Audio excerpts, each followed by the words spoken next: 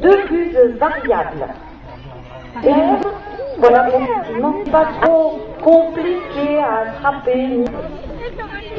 150 000 couples nicheurs de buses variables. Deux genêts bruns, aigle bébé, sont recherchés comme un symbole de force et de puissance. Et celui-ci, depuis très longtemps. Ces poissons-chats sont très gros, très gras, mais surtout ils sont très lents. Ils pourront ainsi être également connus pour être de très grands bâtisseurs de nids. Et les nids chez les rapaces, on les appelle les aires. Ces aires sont constituées de branchages et ils sont réaménagés tous les ans. Alors au fil du temps, les nids vont atteindre des dimensions impressionnantes. Pour une quarantaine d'années, les nids, encore une fois, seront très impressionnants.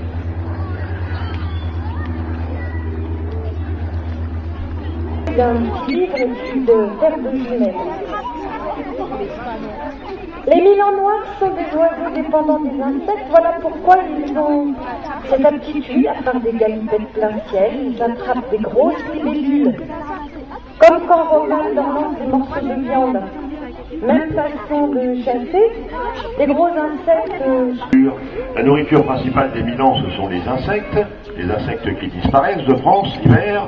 Alors les milans noirs vont partir en voyage. Ils vont aller chercher nourriture, chaleur, dans un autre pays. Enfin dans d'autres pays, oui, mais ils vont carrément changer de continent. Ces milans noirs, en effet, vont passer tout l'hiver en Afrique. Mais le voyage est très long. Ils vont devoir traverser une grande partie de la France. Ils vont traverser l'Espagne, la Méditerranée, et bien entendu ils vont traverser un endroit moins large de la Méditerranée, donc le détroit de Gibraltar. Et là certains milans vont se répartir en Afrique du Nord, d'autres continuent ce voyage, ils vont rejoindre les grands lacs. Puis ils pêchent des petits poissons aussi, petits hein, par contre.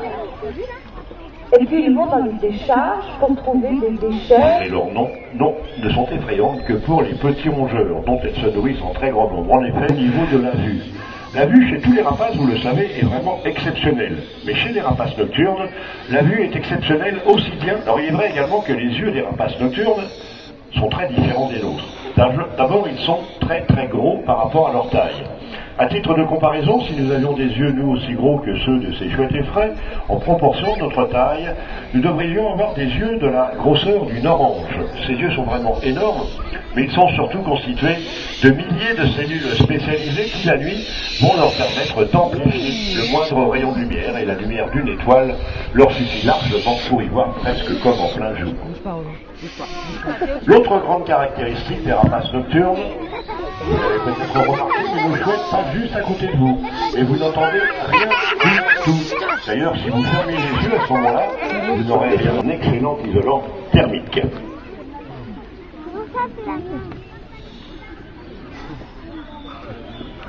Et Blanche tachetée de noir, cet après-midi, c'est le faucon lanier qui vient de nous rejoindre. Le faucon lanier vit en Afrique. Comme tous les autres faucons, il ne chasse que les oiseaux. Et ces oiseaux, il les capture en plein vol. Et comme tous les autres faucons, il fait certainement partie des oiseaux les plus rapides du monde. Imaginez-vous que ce faucon lanier peut piquer sur sa proie à plus de 250 km/h. Et oui, le roi de la vitesse. Grâce à ce corps, regardez le corps de notre faucon, il est très fusé, aérodynamique, en forme de projectile. Le plumage des faucons est dense, très serré, pour une bonne pénétration dans l'air. Quant aux ailes, elles sont fines et pointues en forme de faux, d'où était tiré ce nom de faucon. Et c'est un simulacre de chasse qu'il effectue ici. Il y a cette fleur que fait tourner Jean-Baptiste. Cela représente pour le faucon un oiseau en mouvement, donc sa proie favorite. Dans la nature, la technique est différente. Le faucon doit repérer un oiseau qui vole dans le ciel très haut grâce à sa vue exceptionnelle, comme chez tous les rapaces. Une fois qu'il a repéré cet oiseau, en quelques battements d'ailes, il va s'élever très haut au-dessus de sa future victime. Et pendant que ces bues, je le disais, vont planer. Alors elles se servent du vent et enfermées à l'intérieur de ces ascendances thermiques, ces buses, très légères, potentielles. Et les proies sont composées, encore une fois, pour ces espèces de taille moyenne, le plus souvent de petits rongeurs. Je redemande le silence là, et rongeurs assez gros, comme les chiens de prairie, quelquefois de serpents. Quant à maintenant, le double, de 80 jusqu'à 2 mètres d'envergure, l'emblème national des États-Unis, son véritable nom, le pigargue à tête blanche. Eh oui, il n'a pas du tout la tête blanche, j'en conviens, c'est tout à fait normal, il est tout jeune. Le geste est rapide et précis. À la surface de l'eau, comme vous le constatez, la population de ces aigles royaux remonte tranquillement dans notre pays et on peut compter maintenant entre... De taille beaucoup plus modeste, voici maintenant l'arrivée des milans noirs. Ces vautours ne vont jamais tuer pour se nourrir. Un dos blanc est africain.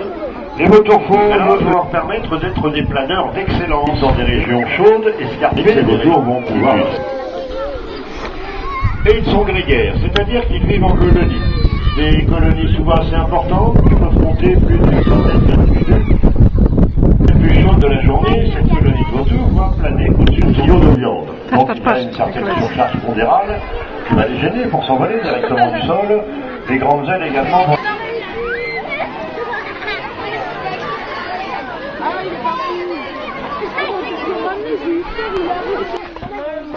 C'est la chouette de Harry Potter qui a touché ta tête. Jak wesoła, popatrz.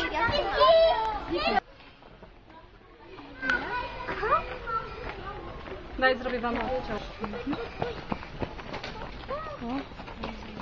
No, ale za to już ostatnio chyba... Aha.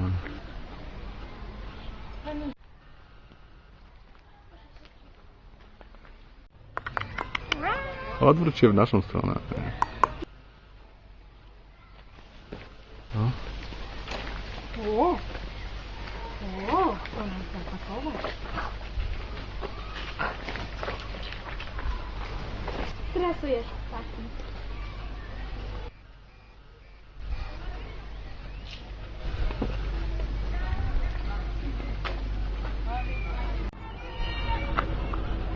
To jest gorsze niż trzymanie jego z...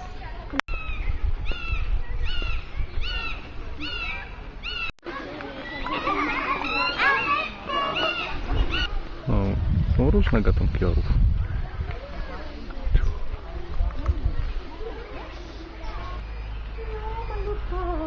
Malutka ty moja.